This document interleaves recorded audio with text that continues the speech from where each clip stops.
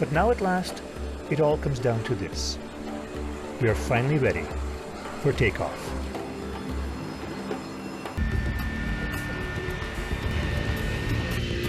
Air Canada 876, exactly. Air Canada 876, runway 24 left, taxi via Delta, altimeter 3026. Ladies and gentlemen, we should be departing very shortly. Would the flight attendants please take their positions for takeoff? Thank you. You're advised, ADI and HSI.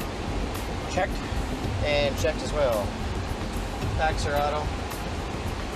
Transponder lights to go. Here we go, 155, 159, 164. Runway heading to 1,000, left turn 235, maintain 5, noise abatement flat. Roger. Air Canada 876, Toronto Tower, clear for takeoff, runway 24 left. Takeoff 24 left, Air Canada 876, 3000. TARA, lights are on before takeoff check is complete, EPR.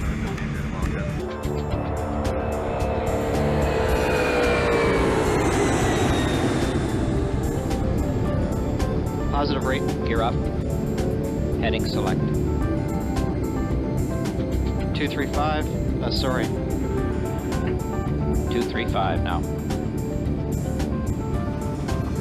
Air Canada 876, rate clear to 5, departure 2888. 5000, 88, Air Canada 876. Departure, Air Canada 876 Heavy with you through 2,400 for 5,000 off left side. Air Canada's 876, radar identified on departure, maintain 5,000. Maintain 5,000, Air Canada 876. It'll be 7 hours to Frankfurt. Flight 876 is airborne. They were going from Honolulu to Tokyo in December 1997, when suddenly and without warning, the plane dropped to 1,000 feet.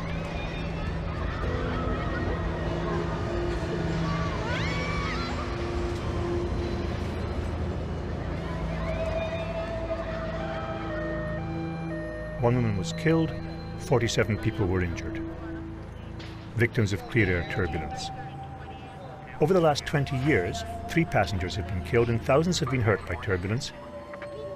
It's the leading cause of injuries in the air.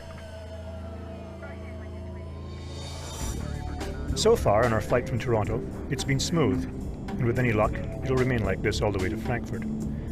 We're just one of 500 or so flights up here tonight, flights carrying enough people to populate a small town.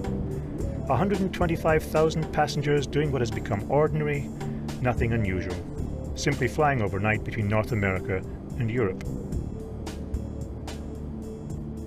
But the truth is it isn't ordinary, and it isn't simple. It's enormously complicated. Each flight a modern wonder of technology, interwoven with remarkable human endeavor. A drama played out 500 times a night, and we, as typical passengers, small players in this drama, have no real grasp of the scope of people and science that's got us this far and will stay with us until we're on the ground.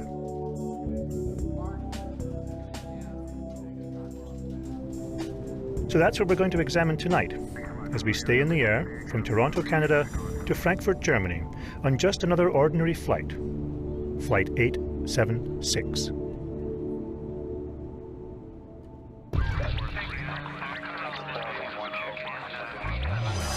Scanning 904 again. Peak traffic, we're doing about 1,000 aircraft a day. US 026, ready back correct tonight. The busiest hour will hit about 110 an hour. They got an L1011 with 197 passengers on board. Last in position, 4430 north. Well, the jet stream has a massive impact. Sometimes they can reach up to 200 knots or higher. It can make a difference of an hour easily. Fatigue isn't a pure concept. There may be various reasons why they start making mistakes, but they do start making mistakes.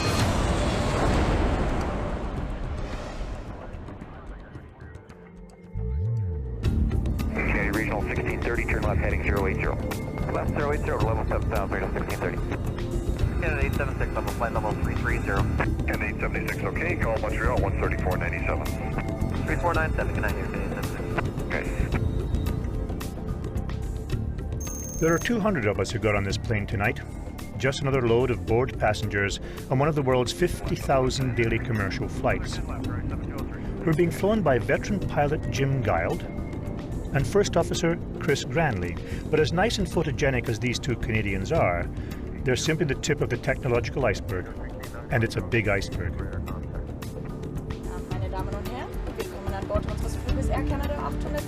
Just by buying an airline ticket, we gained entry to a vast and complicated process, a virtual army of skills and machinery working to get this plane safely in the air.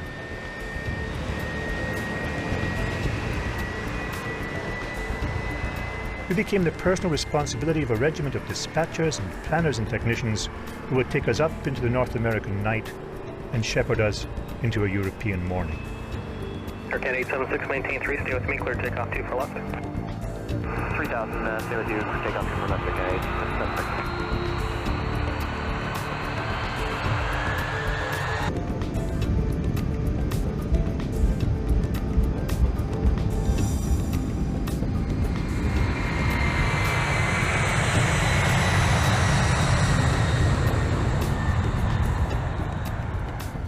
So now we are among the 50 million people who crisscross the skies over the North Atlantic every year. 50 million passengers, and probably not one of us has any real idea of how we get from one side to the other. And the 200 of us on Flight 876 are also blissfully oblivious to how close we came to not getting off at all. For back in Toronto, all flights at Pearson International Airport have been suddenly grounded. They're holding departures right now. So far, well, 856 is still on the ground here in Toronto. Yes, did they have a bit of emergency in Toronto there or something that's holding things up? According to the report, the emergency report, his nose gear warning light indicated that his nose gear was not down and locked.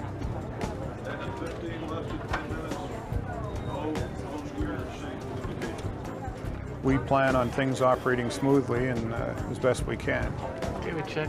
And something like this, you can't plan for. On the gate. Although the emergency has happened in another airline, it could affect every flight in Toronto. Dan Meakin, the man who came up with our flight plan, now has all his other Air Canada flights on hold, and flight dispatchers don't like that. What it'll do here is if we get what have we got, 7:30, 7 o'clock departures, there's a lot of departures at 7 o'clock. Something like this could really mess up the departure profiles and everything. Because we've been taking off on 24 right, the far side of the field. Those takeoffs have probably been delayed till this fella comes in. So that could, you know, back things up. We're lucky we got 876 out before that. The emergency turned out to be a faulty light in the cockpit, and life at Pearson quickly returns to normal, if dealing with aircraft taking off and landing every 40 seconds can never be normal. All aircraft going over the ocean fly in single file and organized pipelines, defined by air traffic controllers, sort of like joining a huge conveyor belt. But if too many aircraft want to get on the same belt at the same time, it has the potential for congestion, and they don't like that either. This is for 842. I just cleared the flight, and Montreal Centre has sent out restrictions for the overfly of Montreal airspace.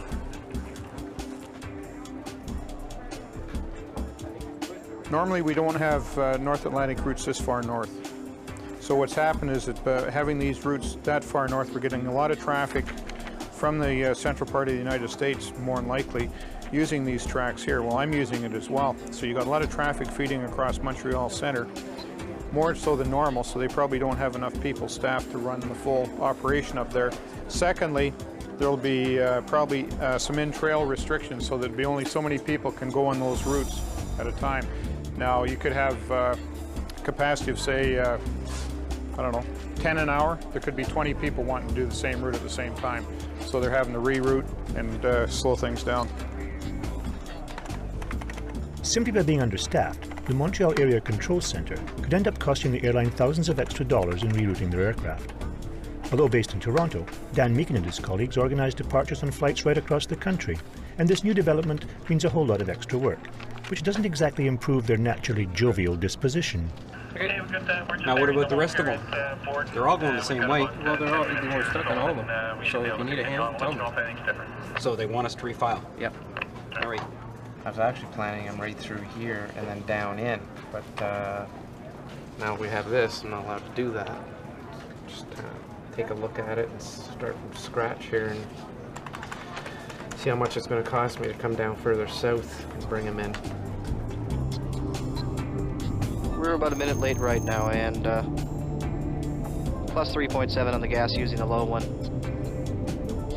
Alrighty, thank you. On Flight 876, we are well south of the affected area, but our traffic problems are a long way from over. As we get closer to the eastern seaboard, we'll have to get in line with the 500 or so other flights anxious to get into the pipeline to Europe. Missing our reservation could add time and money to Flight 876.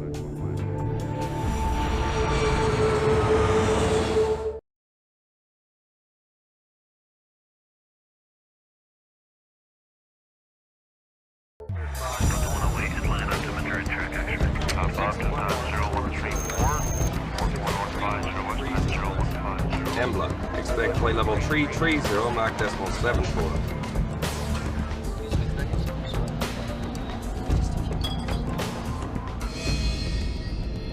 Boston, good evening. It's Air Canada 876 Heavy, flight level 330. Air Canada 876, Boston Center, roger.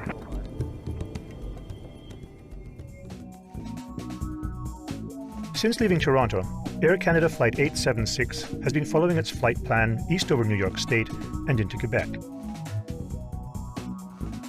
Passing south of the St. Lawrence River, we're now being monitored by air traffic controllers in Boston.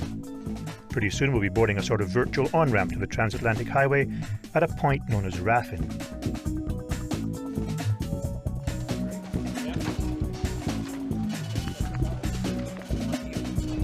But first, we need to contact the Oceanic planners at Gander. These are the traffic cops of the North Atlantic tracks. Delta 148 clearance. Think of the tracks as an airborne highway system being rebuilt about every 12 hours to take advantage of the powerful easterly winds. Most nights, there are at least 5 different tracks ranging in altitude from 31 to 39,000 feet. Each entry into these tracks is at a fixed latitude and longitude coordinate, so everyone knows where to get on and where to get off. While on the same track, aircraft are kept 10 minutes apart, about 80 miles. It sounds like a lot, but on Flight 876 we gobble up 8 miles every minute. Our nearest neighbouring tracks are 60 miles away on either side, and there's 1,000 feet of airspace both above and below us.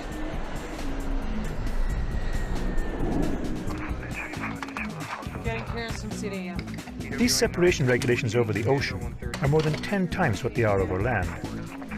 While under radar control, planes at the same altitude can be as close as 5 miles to each other.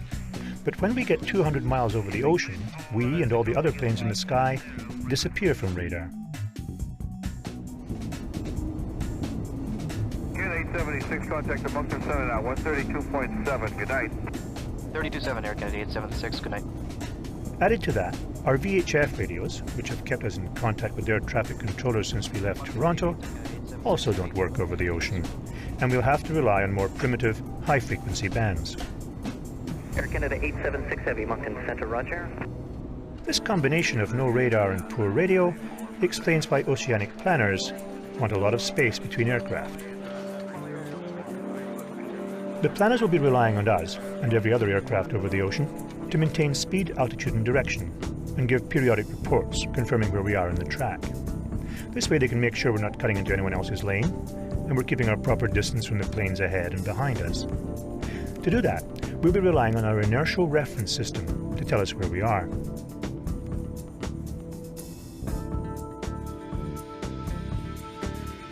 An inertial reference system costs $250,000, and if you want to get on the North Atlantic tracks, you need at least 2 on board.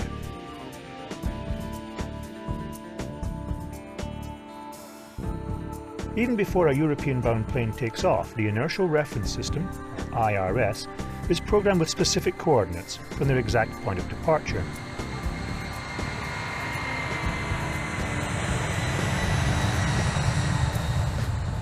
The IRS uses these coordinates as a base, monitoring the plane's movements right from the departure gate to calculate where we are at any given time.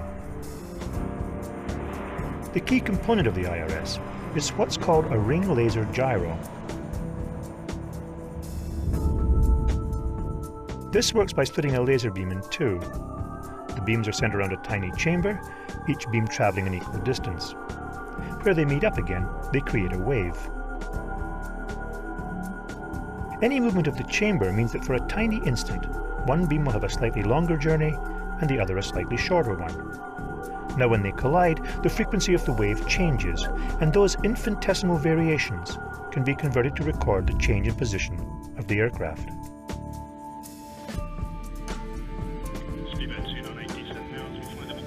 Over the ocean, the technology isn't pinpoint accurate, but normally can tell us where we are within a football field or so. On a trip like ours, their calculations can be off as much as a mile for every hour of flight. But once we're within 200 miles of shore, the inertial reference system automatically rechecks its position with the ground-based aids and within seconds corrects itself. Over the ocean, even if two aircraft were to veer slightly off course, the 60-mile separation provides a huge margin of error. Now you know why the transatlantic tracks are so wide, and can be suitably grateful they planned it that way. Each track is given an alphabetical identifier. Tonight, ours will be T for Tango. And although Gander received the flight plan hours before we left Toronto, Flight 876 still needs reconfirmation and clearance before we can fly over the ocean. Gander, good evening, Air Canada 876. We're still about an hour west of Gander, but it's important that we contact them as soon as we can. Gander, Air Canada 876. Every other aircraft crossing tonight is also trying to confirm its place, which is why, as Chris Mullen, the shift manager, can testify, Gander, Newfoundland becomes a popular place around this time every night. We're doing, in terms of overhead movements, about 1,000 aircraft a day. That traffic actually moves through our airspace in about 10 to 12 hours. Our hourly peaks, the busiest hour will hit about 110 an hour. Scanning 904, say mode estimate and your data link readback. Hey, he's already been cleared, so I'll just tell him expect 39. These planners are playing a high-stakes game of three-dimensional dominoes, constantly juggling little flight strips. Each strip represents an aircraft traveling at 500 miles an hour at a specific height. This is how they put them in order to go over the ocean. Each aircraft with a flight plan, a schedule, and a load of passengers to deliver, all there on a little piece of wood. The rules of the game are very simple. We deal with aircraft on a first-come, first-served basis. We look at efficiencies, of course. If one aircraft may penalize many aircraft, that might be the aircraft we may have to move. But generally speaking, it's first-come, first-served. We give preference to an aircraft that may be already at an altitude, as opposed to an aircraft that might be flight planning into that altitude. So the rules are very, very simple. If an aircraft gets there first, usually he gets what he's looking for. Hey, Gander, good evening. It's Air Canada 876. Air Canada 876, good evening. Say your estimate for RASM. If you have your data link, go ahead to read back. One of the first items that they ask for is what is the time estimate that you're showing currently in your flight management computer. What is the time estimate that you're showing over the entry point to that particular oceanic track that you're going to be following? Air Canada 876, we're estimating RAFN at 0153. We're clear to Frankfurt via track Tango. Flight level 330. And it's a track message of 271. Air Canada 876, readback is correct. Return to control now, good night. Air Canada 876 in the sequence 28037, good night.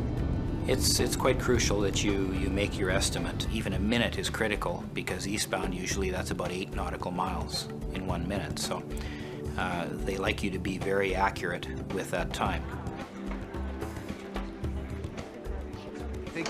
We now have a firm time on the Air Canada. So what the planner will do is he'll slot that aircraft into the altitude that he's requesting. He's also then going to reserve a profile in our flight data processing system. And once he actually plans the traffic, and the machine will do a conflict prediction against any other aircraft in the system at the time. The aircraft fits at the profile that he's requesting. The speed is okay, the route is okay, the altitude is okay. He's competing with a lot of other aircraft. There are about 400 flights going to go through there tonight. We try to get them as close to their optimum profiles as we can, but they don't always get it.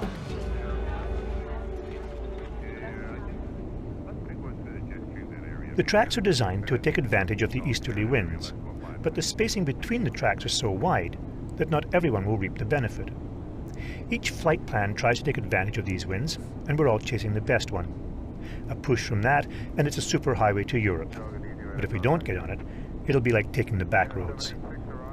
A commercial jet traveling this high will meet winds that aren't exactly the gentle breezes we know on the ground, or even on top of a downtown skyscraper. For an explanation, we went up in the world with meteorologist Dan Ristic. Wind speeds at the surface are affected very much by friction, and as you leave the ground, wind speeds tend to increase initially because you're moving the effect of friction. And then after that, they tend in an air mass to stabilize. If you happen to be near frontal systems, due to the effect of the difference in densities between air masses that are warm and cold, winds will near the frontal system continue to increase with height up to about 35,000 feet, and they can increase to speeds in the order of about 150 to 200 knots, and we refer to that as a jet stream. Guys who like weather obviously get a lot more excited about winds than the rest of us. But basically, up here where there's nothing to hinder them, the winds that create the jet stream are moving at hurricane speed. You'll generally want to be in the jet stream to pick up that wind. It can make a difference of an hour easily, sometimes more, over the total time, because quite often you can be just below a jet stream and be 100 knots less speed in a matter of a few thousand feet. They can be thousands of nautical miles long, and at times they can be seen all the way around the globe. In terms of horizontal width, jet streams can be about the width of the distance, say, between Toronto and Detroit. At the same time, in terms of thickness, it could be 3,000 to 5,000 to 10,000 feet thick. To give you a frame of reference, the building behind us is about 800 feet thick, so put about 10 of them, one on top of the other, and the core of the jet stream could be that thick, but generally it's a little bit less, maybe about 5 of these buildings behind us. The jet stream is one of those mystical sciences, though. You can have all the forecasts you want in the world, and it's going to be about there, but it isn't going to be there. Pinpointing the location of jet streams is still not an exact science, but we've come a long way from the days of just having weather balloons. Satellite images and reports from pilots in the air help meteorologists predict its behavior. Because although the jet stream can be a pilot's best friend, it can also be a dangerous enemy. Jeff Coulson keeps an eye on the jet stream for Environment Canada. What we're looking at here is a water vapor satellite image. This is from the GOES satellite, which sits 35,000 kilometers above the surface of the Earth. It stays in the same place always with the Earth in our rotation, so it's always taking imagery of the same geography. The channel we're looking at is called water vapor imagery. The water vapor is the white tones that you see on here. It indicates the amount of moisture in the upper atmosphere that's present. The darker shades indicate drier areas in the atmosphere. And what water vapor helps us to do, it acts as a tracer, basically, for us to follow the large-scale flows of the upper atmosphere and to find jet streams, which are very important in diagnosing upper-level clear air turbulence.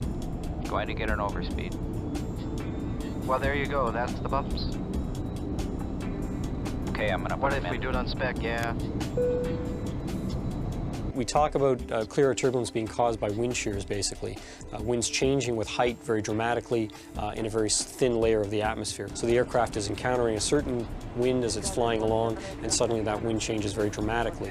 What was a crosswind becomes a headwind, becomes a tailwind, what have you, and each of those affects the way the aircraft responds. And in the most severe cases where the winds are changing very dramatically in a very short span, either vertically or horizontally, you're getting a lot of pitching and yawing of the aircraft and discomfort by the passengers, moved around in their seats, and in the most severe cases, actually being thrown up and hitting their heads on the ceiling of the aircraft. The weather people, using the information from the pilots and the satellites, can plot two-dimensional maps showing the most likely path of the jet stream. But what pilots worry about most are things called jet streaks. These are bands of fast-moving air traveling inside the jet stream. They can be 50 to 100 miles long, and when an aircraft hits one, they can be very dangerous. Predicting the size and location of these jet streaks, you'll be happy to know, is what meteorologists are now working on with some enthusiasm. The upper flow, the jet stream, where those strongest winds are at any given time is a constantly shifting situation. So what we're trying to do then is not only get a handle on where the jet stream is right now, but how that jet stream is changing with time. Animations with the contouring of where the strongest winds are in a color-coded way that's very easy to use for the human eye, where colors will jump out at them to say these are where the stronger winds are. Those products we're able to do right now. Doing that same thing then in 4 dimensions, where we have the 3 dimensions of space and then taking it through into the future with time, we're working on that now, and that we do have that capability, but trying to get that down into the user community so that they're familiar with that product, that's, I guess, the stage we're in now.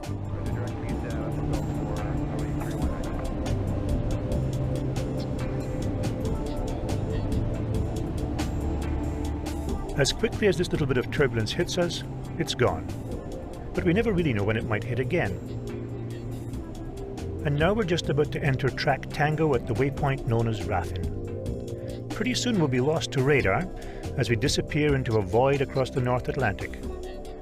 Maybe this wasn't such a great idea after all.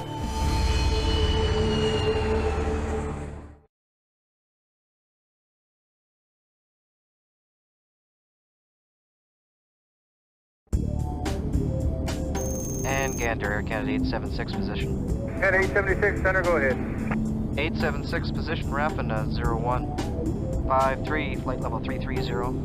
We estimate 45 north, 050 west, 0201. Next will be 47. Although we appear to be alone up here, high above the North Atlantic is actually a very busy place. We're just one of those 500 planes flying to Europe tonight. But if something should go wrong, there's nothing any of those planes could do for us. 12237, good night, Air Canada 876.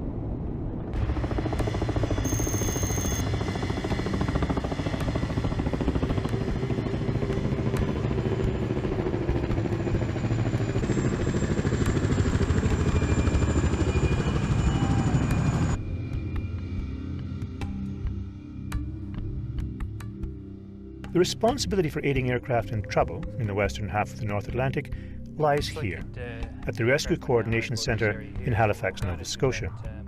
The responsibility of the Canadian military, they cover 5 million square kilometres, and the thing they fear most is an emergency involving a transatlantic flight. Michel Brisebois is officer in charge of the Rescue Coordination Centre. It's a 24/7 operation, 365 days of the year.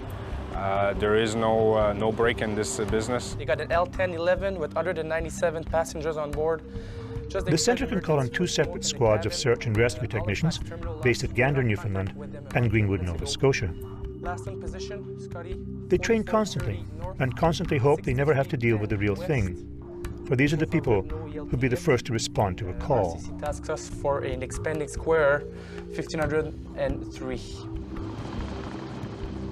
Their reaction is immediate, as safe as possible, but as quick as possible, get to the squadron, get airborne, and proceed to site. I'll open and pin the lower Dutch door. Whereabouts safety here I can. Help the passengers out.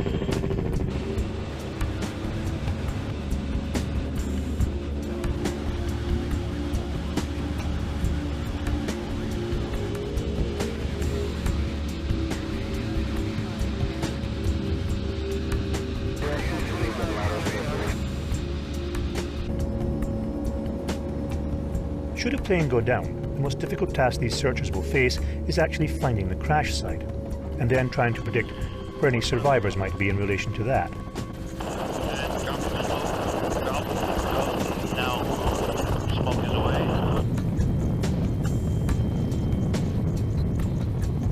Smoke is in the water. In the past it was simply trial and error, but now they use data from buoys designed to mimic life rafts caught up in the ocean currents.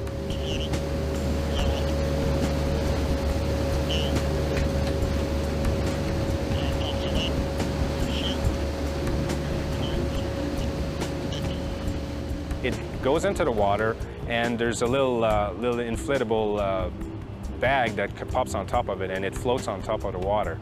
And it transmits its position through satellite every 90 seconds. And we capture this data, and as it travels, it provides vectors and distance. Therefore, we can calculate a trajectory and the speed at which it travels. it speeds up our search efforts, and it's very important for us. For the most part, a transatlantic crash is unthinkable. But on the night of September 2nd, 1998, the unthinkable happened here, and these men and women were called into action. At 9 o'clock that night, Swiss Air Flight 111 notified air traffic controllers in Moncton, New Brunswick, that they had smoke in the cockpit. Minutes later, the pilots declared a full emergency and requested an immediate landing. That was the last anyone heard from Flight 111. They disappeared from radar over the ocean about 35 miles from Halifax.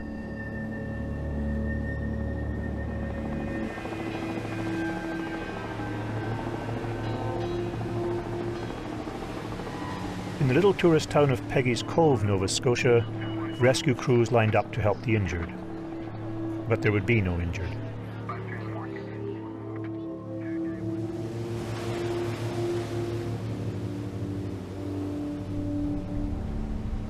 As dawn broke, the scale of the disaster became obvious. Heartbreaking wreckage strewn over 10 kilometers. Divers on the surface, stand by and coordinate. When the cockpit voice recorder from the flight was recovered, its contents sent a chill through the aviation community.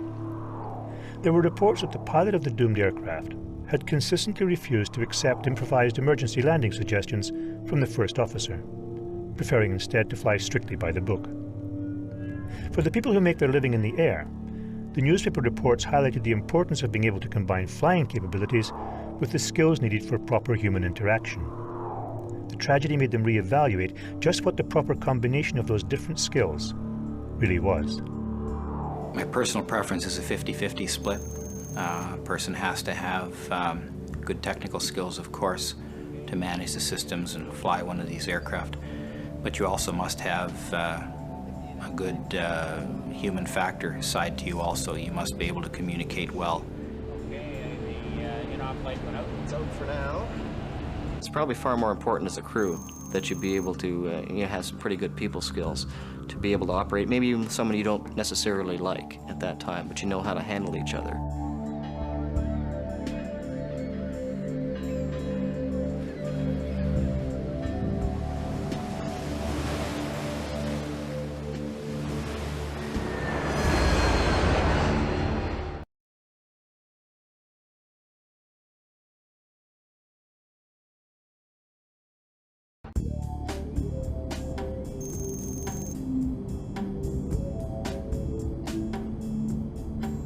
On Flight 876, we are now out of radar range and switching to the high-frequency radio to contact the flight service specialist back in Gander.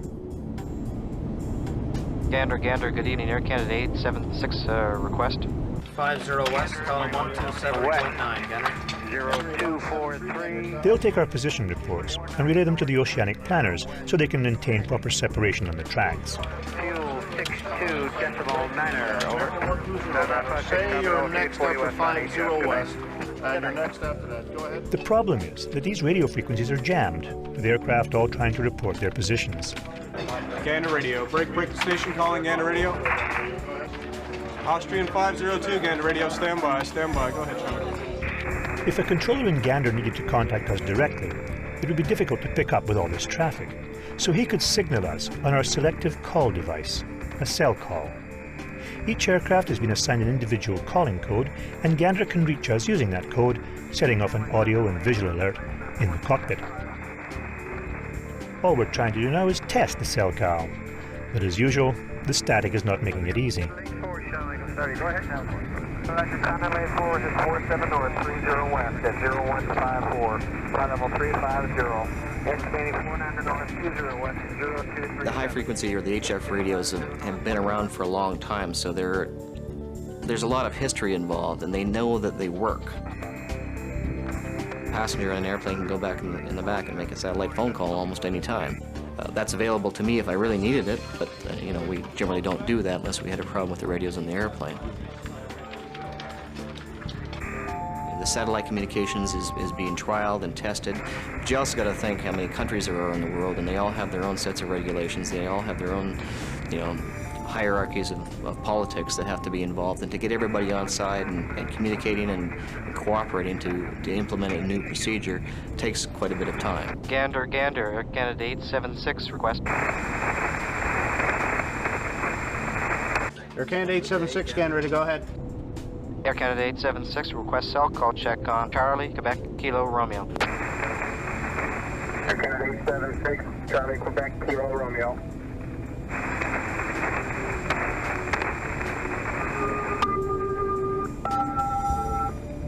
Cell call checks, Air Canada 876. Out again.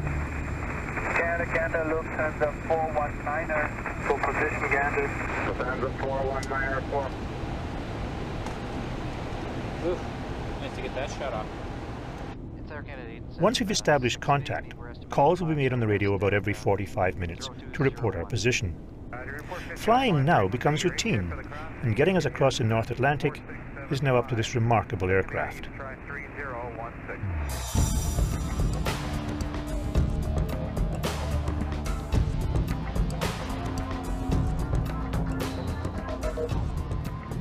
Since they were introduced in 1982, Boeing 767s have carried more than 900 million passengers.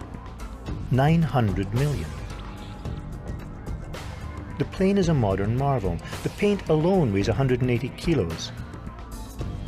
There are 187 kilometers of electrical wiring. There are 3,140,000 different parts. But none of them, right now, are as important as the engines.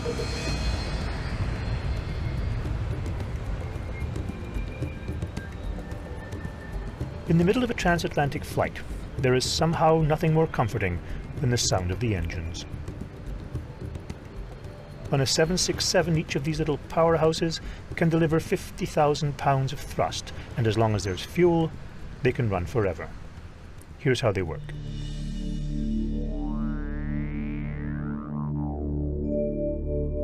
A large fan at the front of the engine draws in air and forces it backwards through another series of fans where some of it's compressed and forced through a narrow chamber, sort of like whistling faster and faster. This fast-moving compressed air is mixed with the fuel and ignited, forcing it backwards at an even faster rate. Now here's the tricky bit. The exhaust gases are forced out through a final set of turbines. These turbines are connected to the compressor fan at the front, and as long as the engine is running, it's the turbines that actually runs the fan. So the whole thing is designed to be almost self-perpetuating, as long as there's fuel to keep it going.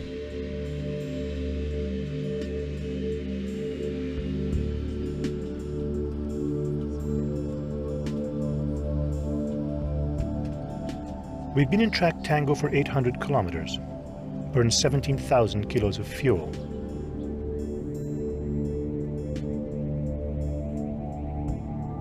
The actual flying of the plane is now being handled by the autopilot, with input coming from the flight management computer. The 767 relies on 140 microprocessors and computers, and 2 pilots, with not very much to do. People come up to the cockpit all the time and say, "Aren't you bored?" And we just say, "Boring is good," because that's the way it's supposed to be for you in the back. When people visit the flight deck, it may appear that things are pretty relaxed and there's not much going on up there, but if you take a close look at the eyes on the 2 fellas up there, you'll notice that the eyes are constantly moving over all of the instrumentation, the various glass instruments and whatnot.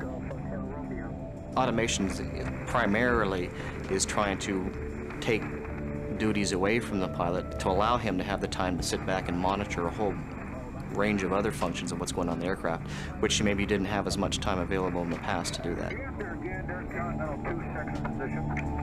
We've now reached the halfway point across the Atlantic. The North American control of our journey is now over, and 876 is about to be taken over by traffic controllers in Prestwick, Scotland. The Army of Technology is still with us. It's just that the accent is about to change.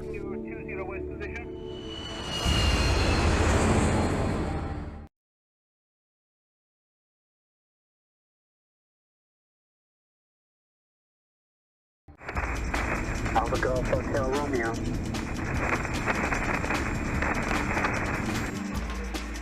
Shamrock 105, Shannon, roger that. We're more than halfway across the ocean and starting to contact radio operators in Shannon, Ireland.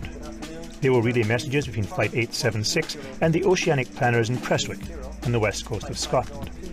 In the cockpit, they refer to the combination as Shanwick. Shamwick, Air Canada 876 position. Air Canada 876, Shamwick, good morning. Morning, Air Canada 876 position, 49er north, 030 west, 0340, flight level 330, estimate 51 north, 20 west, 0424, next 52 north, 15 west, fuel 23.3, and that's copied again to Air Canada 876, cell call Charlie, Quebec, Kilo, Romeo. Air Canada 876, Shamwick, your position is copied out, okay. Your backup frequency is 2971.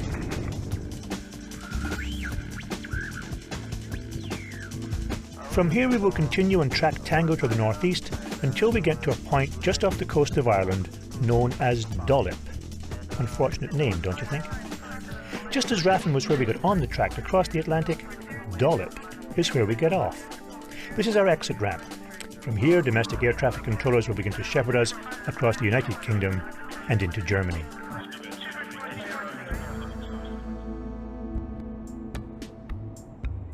By the time we land, passengers will have crossed through 7 different time zones. So will the pilots. Time zone travel is a problem for everybody, and everybody reacts differently to it. So what would be a solution to manage that problem for one individual may not work for another. Fatigue is an issue. You are tired, and you've been up all night, and there's really been no way around it. I generally have no problems until about 5 o'clock in the morning, and then you tend to hit it, myself, I hit a bit of a low point. And I'm not a coffee drinker, but I'll drink coffee then. All right, guys. We're going to be abrading your scalp very gently. These Canadian military flyers are being kept awake all night in a medical lab in Toronto, where they're taking part in a study of pilot fatigue. They're being asked to fly a laptop simulator program while having measurements taken on their EEG levels.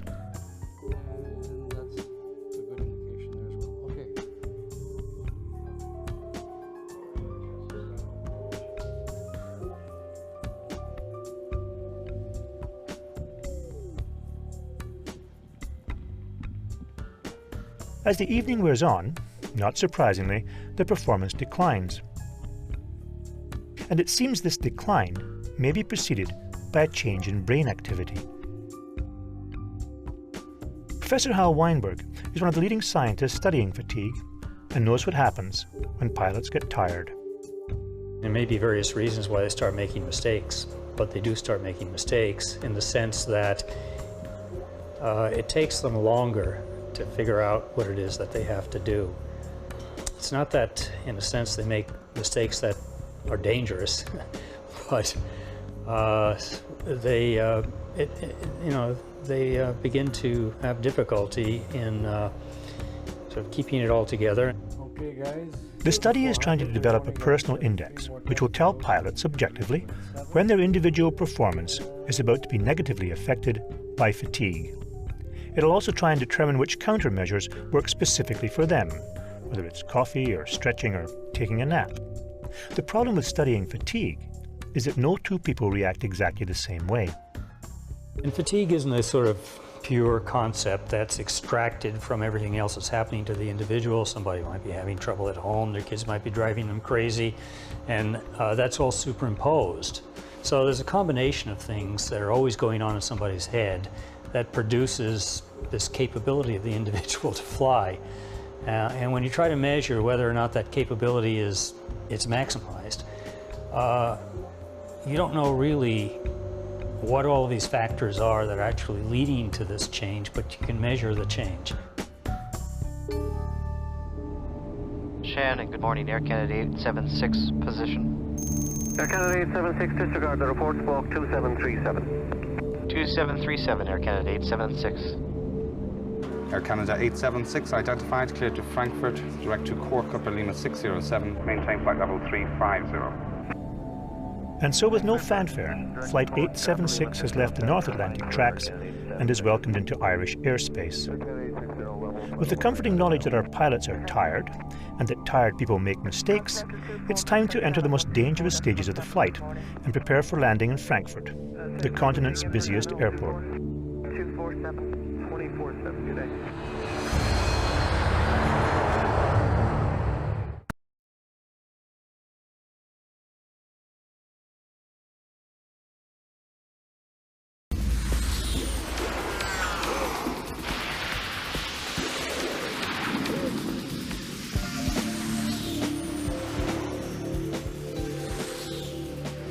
The tidal wave of traffic crossing the North Atlantic is starting to reach landfall in Europe and be directed to their various destinations.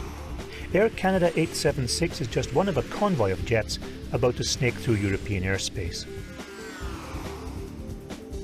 We've been aloft for just over 6 hours, traveled 5,000 kilometers and burned 35,000 kilos of fuel. The people in North America who played such a part in getting us here have forgotten about us. We're just another successful flight. And now we're about to enter the lives of traffic controllers who manage the world's most congested airspace. Air Canada 876, contact London 133.6, bye-bye. London, good morning, Air Canada 876 Heavy, flight level 370. Air Canada 876 London, good morning, your routing is Upper Lima 607, Upper Gulf 1 to Frankfurt. European airspace is a patchwork of different rules, regulations and technology, which is already stretched to the limit to accommodate a seemingly insatiable demand for flight. Basically, we're about to enter an aerial traffic jam.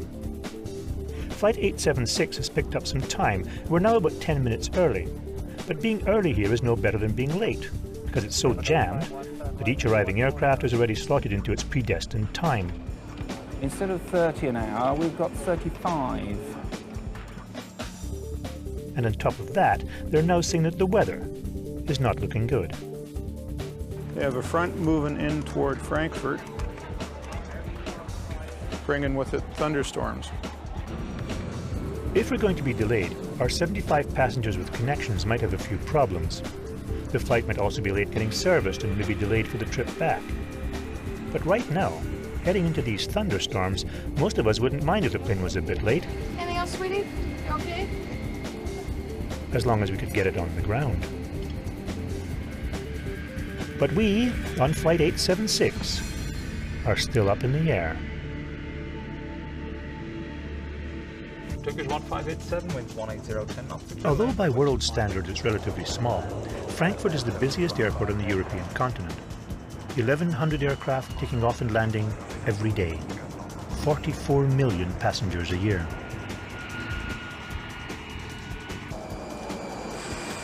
To make it work, they follow a very strict business plan, promising airlines that passengers and baggage landing in Frankfurt can be on board a connecting flight within 45 minutes.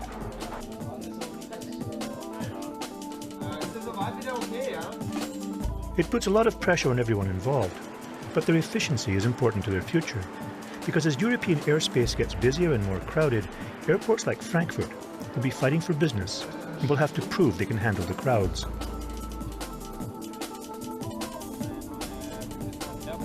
But for the moment, we are not too concerned with the business of airports. We're busy with the business of landing. We're preparing to touch down on a European tarmac as soon as they can fit us in. Flight 876 is almost over. Almost. In Frankfurt.